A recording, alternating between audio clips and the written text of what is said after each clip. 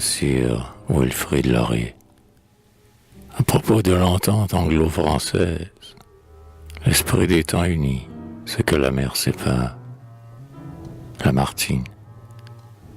Comme le mont Blanc dresse au-dessus du mont Rose, son front sur qui la neige éternelle repose, comme un corps s'éclipsa sous un nom immortel, Scipion et César, Charlemagne et Martel. Comme le Christ était plus grand que les apôtres, il est des nations qui dépassent les autres. Ce peuple tout-puissant montre, dans leur fierté, l'âpre chemin où doit passer l'humanité. Des siècles durant Albion et la Gaule, sur ou noble sire, remplir ce noble rôle.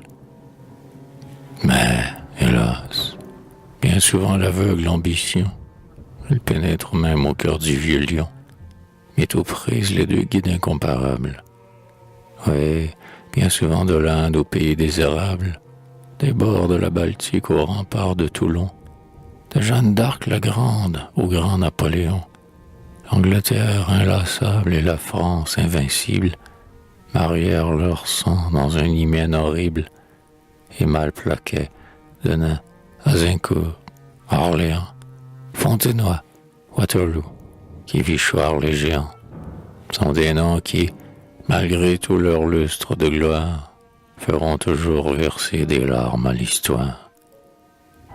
Mais ce duel incessant devait cesser un jour.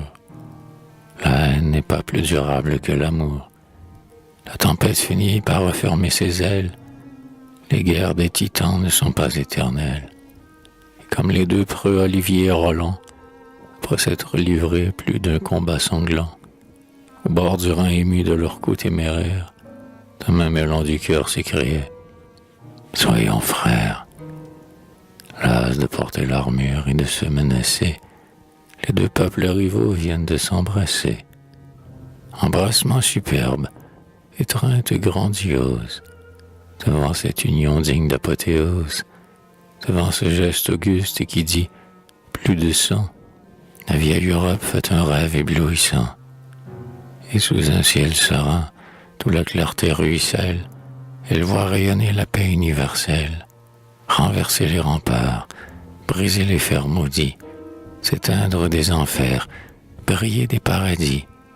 Elle voit transformer les prisons en écoles, des cloaques surgir les plus fraîches corolles, sortir des marbres blancs des plus sombres débris.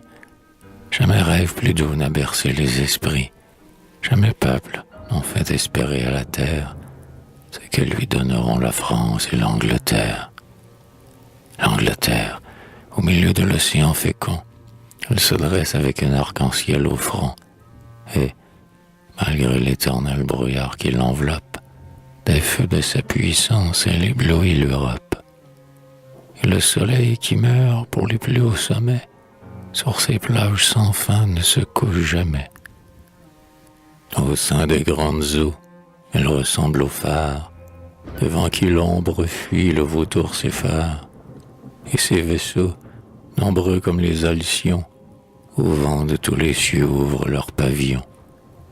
Son trident de Neptune abat le sceptre humide, elle enfanta Newton, comme Athènes Euclide, et, plein d'éclats de voix plus vibrants qu'un clairon, son vieux phare Hambourg entendit Cicéron. De cette nation tout est grand, tout étonne, d'Anne à Victoria, de Cromwell à Gladstone, au fronton orgueilleux de ces temples guerriers, où s'enlacent chardon, trèfle, rose, laurier, resplendissent trois noms, dont nul doigt sacrilège ne peut ternir l'éclat aussi pur que la neige, qui blanchit le sommet de quelques pilions. Wellington, Marlborough, Richard Cœur de Lion.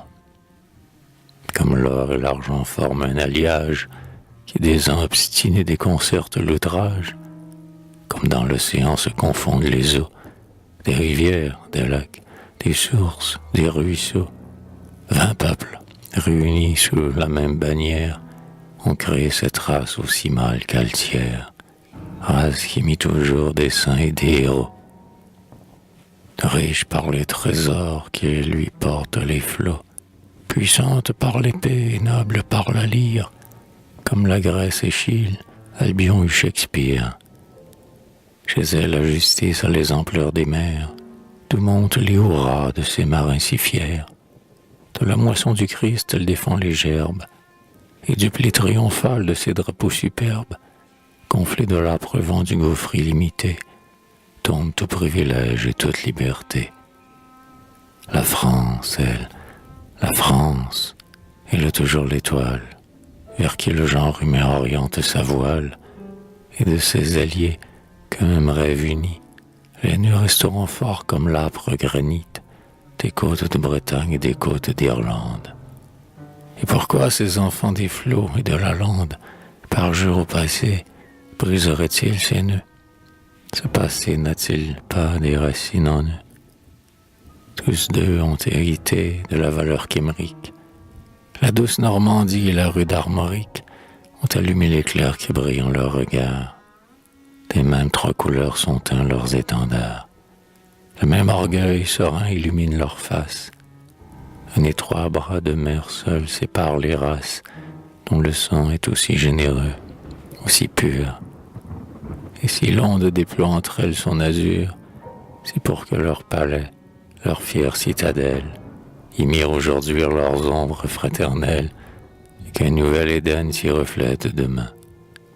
Aussi, quand les rivaux se donnèrent la main, un long frisson de joie émut nos champs, nos villes, où deux peuples, issus de ces races viriles, malgré leur loyauté, sentaient souvent leur cœur frémir sous le ferment d'indécises rancœurs. Plus d'un barde voulut sur sa lyre féconde célébrer l'union des deux guides du monde, mais nul, sous le drapeau de la noble Albion, n'a d'un cœur plus fervent béni cette union que vous, l'altier tribun, et moi, l'humble poète. Parce que français, plein de fierté satisfaite, vous êtes un des chefs du grand empire anglais. Parce que sur nos bords, altérés de progrès, où la France a laissé de lumineuses traces, vous voulez la concorde entre toutes les races. Et parce qu'en mes chants vibre le vague écho des stances de Byron et des strophes d'Hugo, parce que je caresse en mon âme sincère ce que mon père aimait, ce qu'adorait ma mère, parce qu'en moi je sens tressaillir à la fois le sang des vieux Saxons, le sang des vieux Gaulois, parce qu'enfin tous deux, chacun dans notre sphère, nous rêverons la patrie ample, calme et prospère.